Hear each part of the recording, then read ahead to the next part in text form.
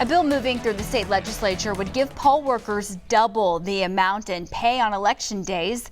Thanks for staying with us here at 9:30. I'm Tatum Gwynn. And I'm Jonathan Cooper. Lawmakers and local election officials tell News on 6's Cal Day they hope this would get more people interested in working at the polls when it's time to vote. Cal?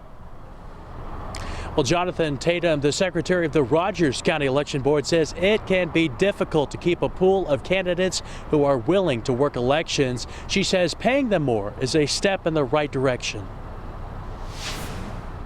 Rogers County Election Board Secretary Julie Dermody knows the struggle of finding workers. A lot of begging and pleading sometimes on my part.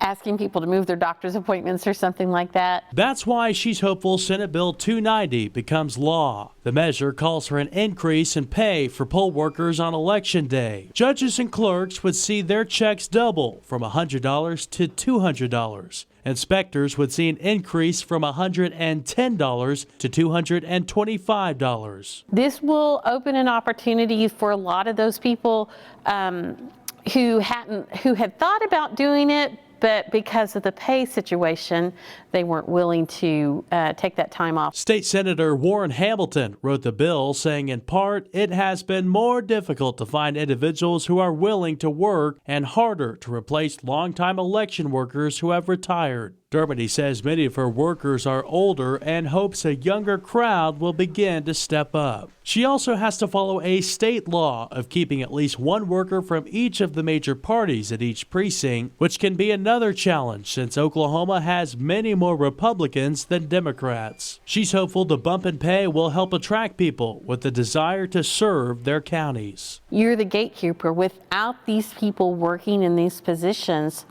where would we be? This is how we have those fair and balanced elections.